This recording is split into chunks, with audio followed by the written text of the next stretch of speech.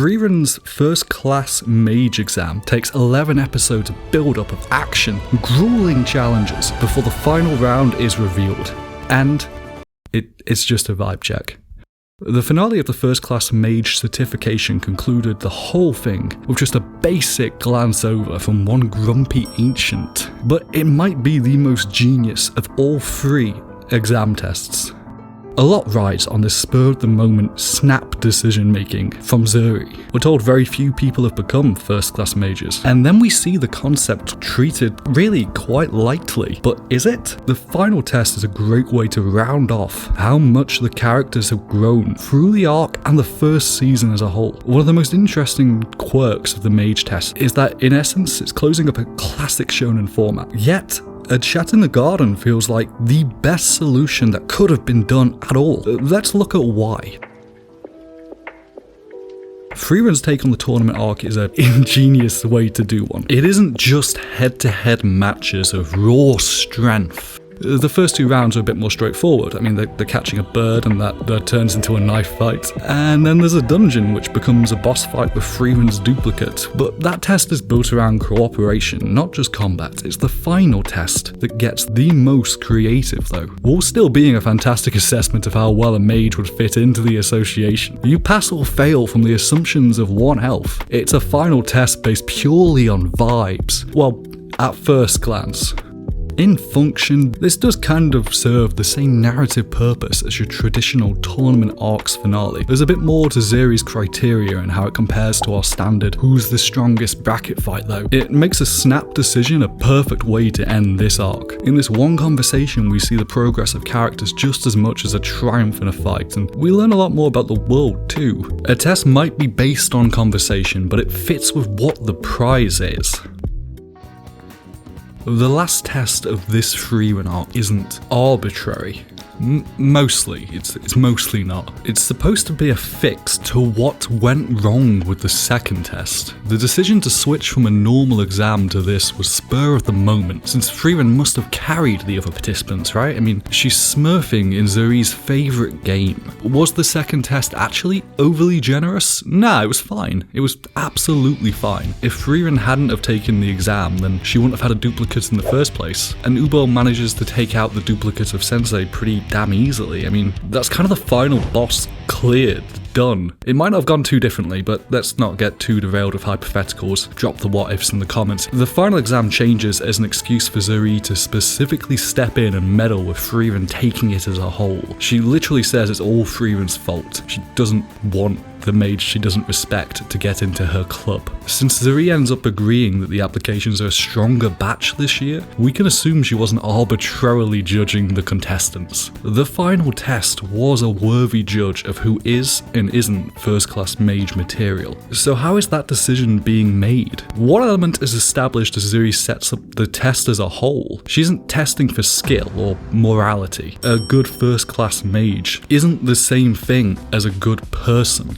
The criteria she directly asks about are a litmus test for character. That includes these elements. Their attitude towards becoming a first-class mage, and I mean also towards her. Many lose just from this. Their opinion of Zuri is she's small and cute. Visualization. Ubo gets by on visualizing herself succeeding, one of the times she actually does go based on relevant skills. View of magic. Is it a tool for murder or making some flowers? Zuri is mainly looking for those who fit her view of magic. Potential. Fireren largely just gets by on potential. Despite not really fitting into Zuri's view, she recognizes something that no one else has managed. She's exceeding Zuri's own apprentices. Glasses actually gets through in a similar way here though. He just impresses by having the balls to do the whole thing working remotely. And lastly, and most importantly, not being called Frieren.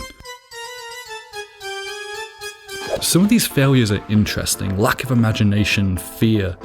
Then she spends a while just insulting Frieren for not killing the Demon King single-handedly, which provokes a discussion of their 2 approaches to magic. It's a look into the bigger part of what she's testing for, why a conventional test can help us better understand the characters. Do the entrants align with her view of what the elite mages should do and think? It's character that's being tested, and that's what we're seeing as we delve into this test.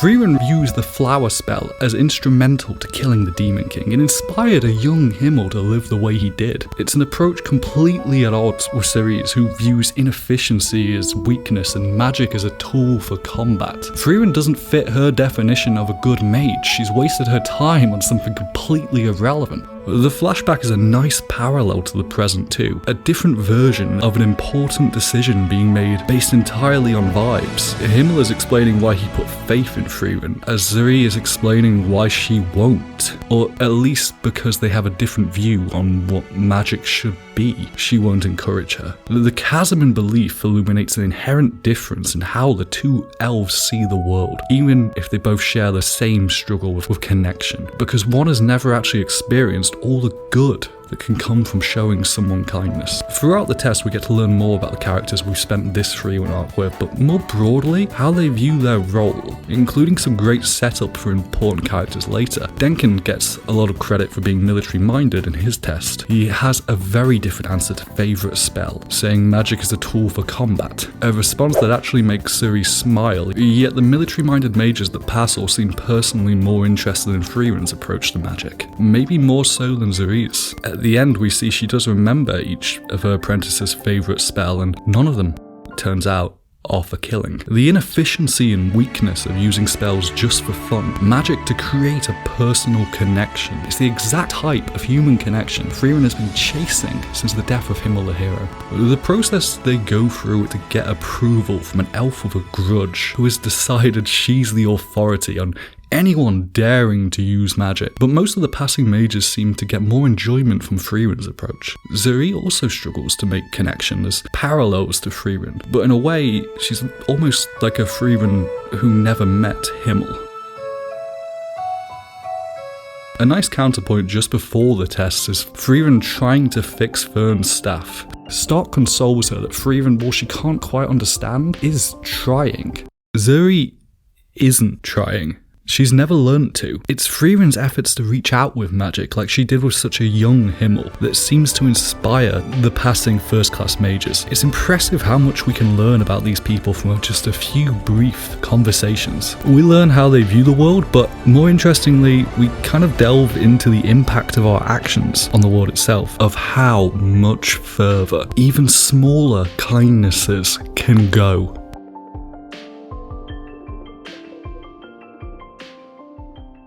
One of the biggest takeaways from this arc is how much Fern impresses in her exam. Zuri sees potential in Fern and doesn't want it wasted by Frieren's bizarre devotion to useless skills. Zuri views deceiving demons as a waste of time compared to just becoming powerful. It's inefficient. I mean, why bother when you could just murder them?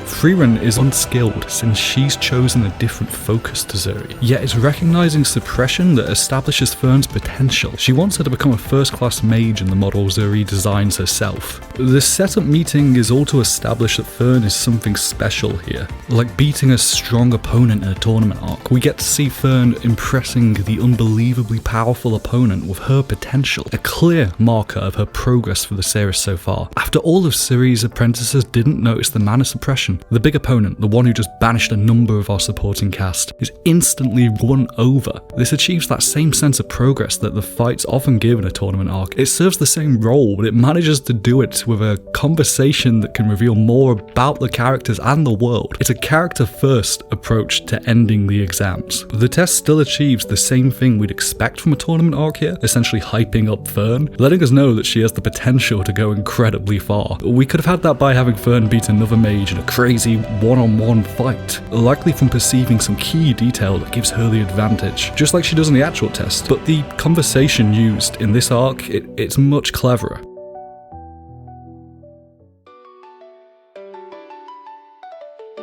For its point in the story, the First Class Mage exam works really well as a creative take on the tournament arc. In the most traditional tournament arc sense, it takes Fern and gives us a benchmark for her progress, a recognition of her development that can show progression and growth in world building and as a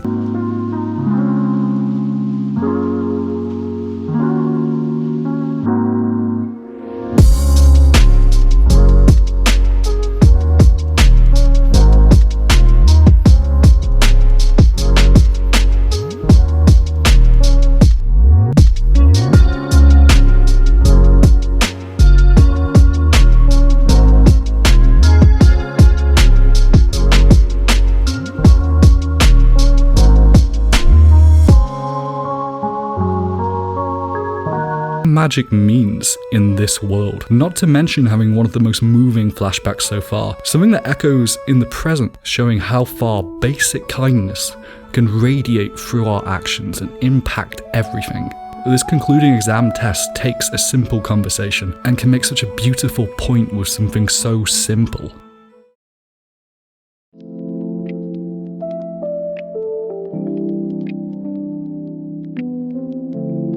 Hey, consider subscribing if you want to see more similar stuff. Cheers.